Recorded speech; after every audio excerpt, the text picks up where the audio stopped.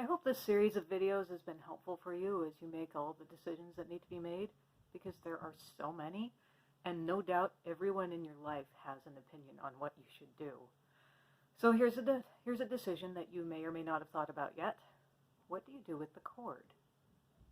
So this cord has been attaching your baby to you for all of your pregnancy, and at some point after birth, that cord has to be separated.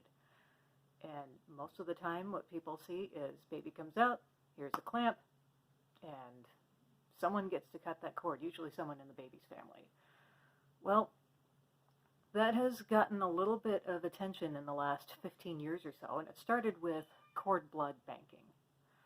So it was discovered that there were stem cells in the fetal blood, and with all of the potential that stem cells have in medical research, there were businesses that started popping up that said, we will bank that cord blood just in case your child needs it sometime in their future. It can treat all kinds of things. So, well, what is it though? That the blood in the cord is the baby's blood. And we can distance ourselves a little bit and sanitize it by saying it's the cord blood rather than saying it's the baby's blood. Now, to be clear, to be perfectly straight, it is less invasive than taking the blood directly from the baby's body. But we're still talking about you need a certain amount of that blood left in the cord and the placenta in order to bank it.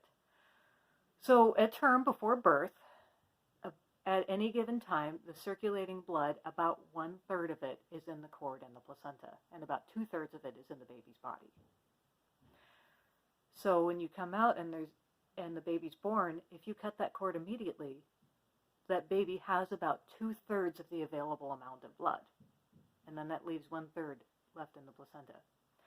And the idea of delayed cord clamping started coming into vogue, where maybe that baby needs that other 1/3 of their blood.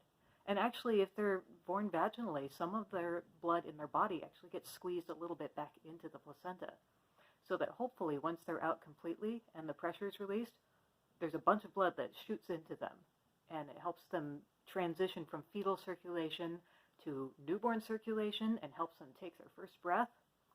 So why would we want to cut that off?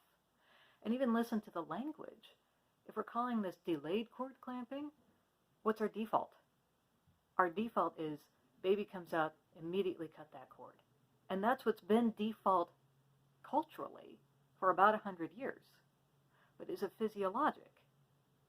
We find ourselves yet again in the backward situation of trying to justify physiology because medical intervention has become standard in people's minds. Well, we had to start justifying it that way, and we had to say, well, what are the benefits? What are the risks? And one of the risks that keeps coming up is the baby's going to get too much blood. It leads to jaundice. They don't need it because before they're born, only 2/3 of it is in their body, and the other 1/3 is over there. It must be extra blood. It must just be to make up for the placenta and the cord taking up extra space. Is that true, though? What did we do before then? What did humans do before they had sharp tools? What do other mammals do? Now, I've been present and in some cases even helped at the births of hundreds of lambs. No one cuts those cords. Usually what happens is the lamb comes out, and after a few minutes, either the ewe or the lamb will stand up, and by then there has been enough transfer of blood, the cord has stretched thin, and it just separates. And it isn't a nice, clean, perpendicular cut like we would make with an instrument. It stretches, and then it separates, and that helps to cut off some of the blood. Now, we usually dipped the ends of the cord stump in iodine, but other than that, no one was running around saying, if we got extra cord clamps, we've got to make sure all of these cords are clamped. No one does that. We don't do that for other mammals. So why are humans the only ones that have in their minds that we don't need that extra blood, we need to get that cord separated immediately? So again, what are all the reasons to do it? It's physiologic. If you have a reason to separate the cord immediately, then do that. But if not, you need to justify what you're doing. Now, in the case of a baby who's having a rough transition, maybe they haven't taken their first breath yet, why would you cut them off from their only source of circulation?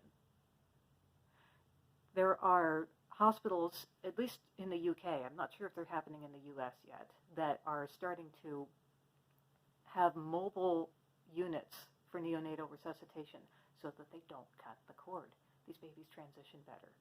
It also helps the parents to not see their baby whisked off somewhere where they can't see what's going on. They don't know what's going on. It helps the whole family be a part of this.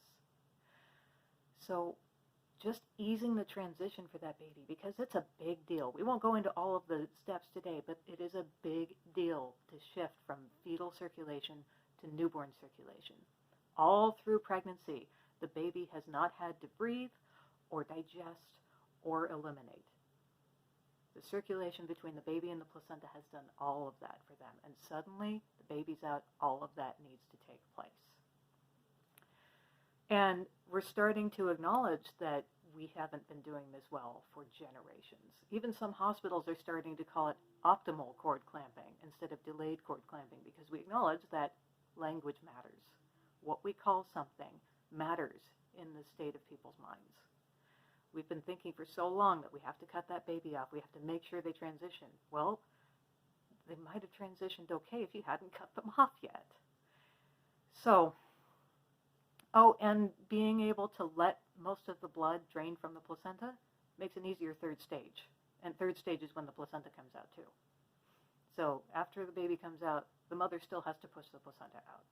Maybe some of that blood needs to drain a little bit, and that'll make that process easier. I mean, it's almost as if it really was designed to work. And just for some visuals, I'll link some things below.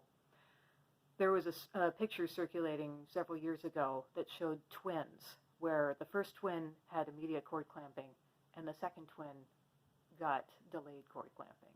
And it is blindingly obvious which is which. The first twin is very pale, and the second twin is pink and rosy, as we usually associate newborns to be. And it's a testament to how well this actually works, that even though we've been doing this for generations, we're still here.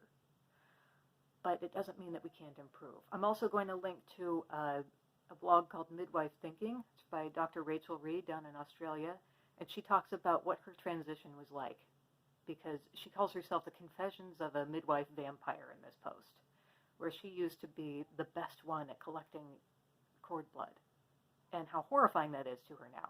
She was collecting baby's blood. So, just some things to think about. Remember, physiology first. That's the name of the game.